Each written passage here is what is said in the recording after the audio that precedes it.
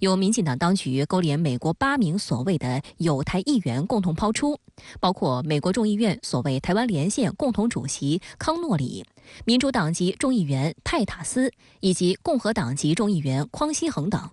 去年，康诺里等人正式向国会提出该法案，还一度被纳入美国众议院主推的所谓美国竞争法案，并于当年2月在众议院过关。不过，针对众议院美国竞争法案与参议院美国创新及竞争法案的分歧，两院进行协商后，推出去年8月生效的芯片和科学法案，未纳入所谓台湾国际团结法案。但今年2月，该法案再被抛出。事实上，民进党当局与美国政客的勾连从未停止。随着近年来中美关系陷入紧张，台独团体认为有机可乘，加大向美国国会游说力度，企图推出所谓挺台法案。台湾中央社报道称，多年来美国一直推动台湾所谓有意义的国际参与，但最大阻碍是国际公认的一个中国原则。美方因此另辟新战场，反反复复在联大2758号决议上大做文章，企图推翻台湾是中国一部分的铁的事实，挑战联大决议的权威性、合法性，妄图为其挺台谬论背书。你觉得是民进党去游说的吗？当然啊，这有什么可？我其实不用问，我也知道这是谁运作的。谁？就基本上面是我们的驻美单位。美国国会里面的台湾连线是美国国会535席里面最大的联谊组织，台湾的所有的对美工作全部都在国会里面，因为行政部门你使不上什么力。马上呢8月份呢他们要放暑假了，美国的国会一定会有几批到台湾来逛一逛。走一走，吃吃喝嘛，皆是这个开心的事儿。该法案获美国众议院通过后，接下来将送交参议院审议。由于参议院由民主党掌控，该法案能否闯关成功还不得而知。但若该法案在国会2院均获通过，将递交总统拜登签署后生效。拜登会否签字也值得观察。值得注意的是，拜登此前曾多次明确承诺不支持台独，美国国会反其道而行之，反映美国在台湾问题上政策矛盾，或是采取两面手法。这种做法无疑不利于中美关系的改善。我们看到美国的这些所谓的反华挺台势力与岛内的台独势力相互勾连啊，并且是不断的推动这些涉台的冒险的议题。那么很显然，他们是想要去突破现在的一个体制框架。为了达到这样一个目的，它实际上是分层次的，有几个步骤。那么最初在岛内的台独势力的攻关之下，美国这方面的一个鼓噪的声音，更多来自于一些散见的、零星的一些议员，或者说一些表态性质的、炒作性质的决议案。那么到了这届国会，他们又把这个法案再度拿出来，并且我们看到这个法案现在已经是闯关了众议院，那也就表明着美国国会内部现在汇聚起了一个在这方面比较强的一个所谓的跨党派的共识，或者说政治动能。那么由此以来，它就有可能会对白宫的这样一个外交政策，那么就施加更大的一个压力。有分析指出，虽然该法案为美国国内法，无法影响联合国第2758号决议，但若最终通过生效，必然给中美关系以及台海局势带来极大冲击。当前，华盛顿急于修补美中关系，近期派多名高官访华，中美关系稍有缓和迹象，中方还在对美方听其言观其行阶段。美众议院就表决通过涉台恶法，中美关系的前景恐会更加严峻。正值中美关系现在出现一个阶段性的回暖的一个态势，所以说在这样一个情况之下，我们看到很显然，美国国内有一些政治势力是不乐见于中美关系重回正轨，也不希望民主党政府能够在这个问题上拿分，所以说他们是刻意的选择这样一个时间节点，在国会内部通过这样一个政治的，我们可以讲是突袭或者说是一个炒作来去给拜登政府扯后腿，进而也会对中美关系造成实质性的一个冲击，就有可能不管是我们看到在台海的小两岸，还是在这个太平洋的大两岸，都制造起更多的惊涛骇浪。好，稍后马上来连线特约评论员孙兴杰，孙先生你好。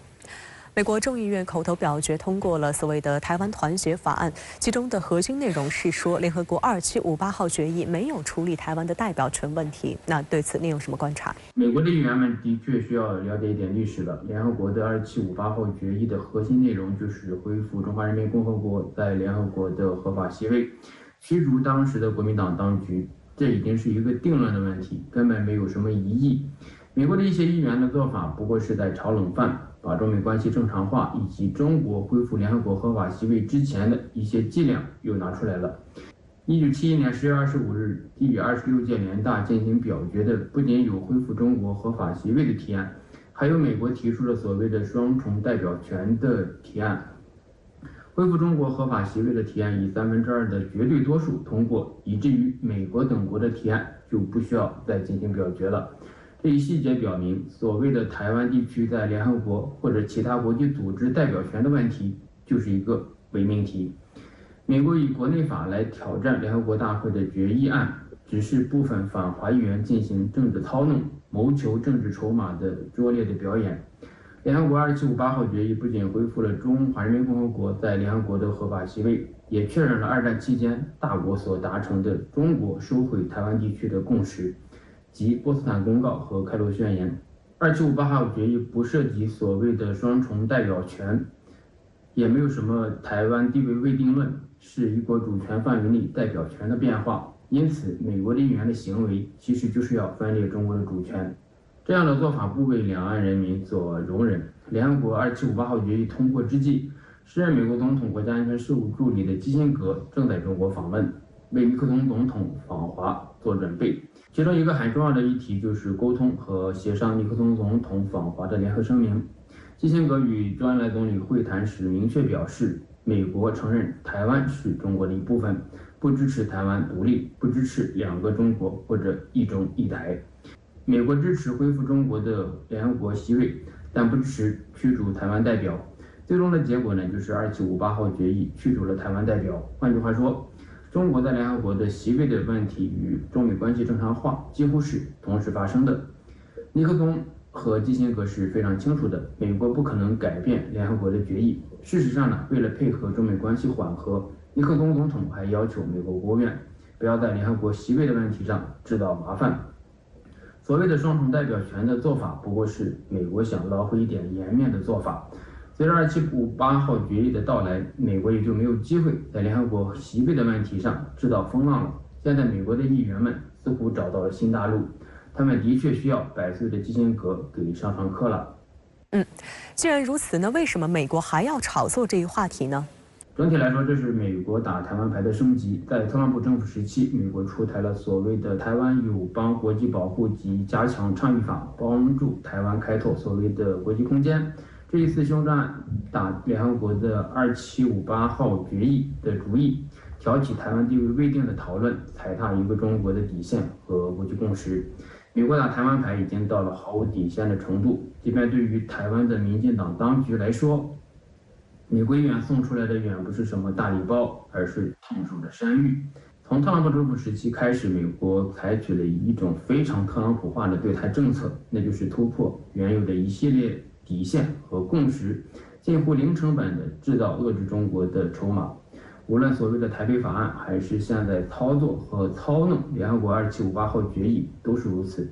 美国没有花费什么成本，只是进行政治操弄，在国会进行提案或者立法，就可以操纵两岸关系。表面来看呢，的确没有付出什么代价，但是这样的小聪明或者战术性的动作会造成战略性的成本和代价。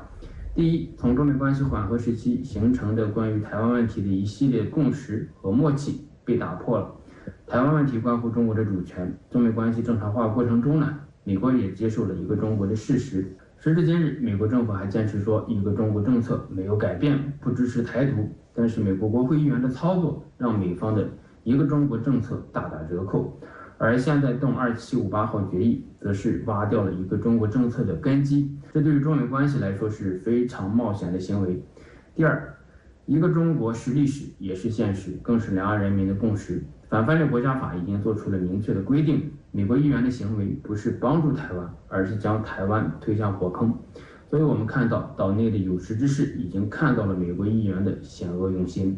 美国到底是在帮助台湾，还是在毁掉台湾？我想美国国会的这一举动已经暴露了他们真实的意图。同时也要看到，美国将台湾作为一枚棋子，不仅要向台湾兜售武器，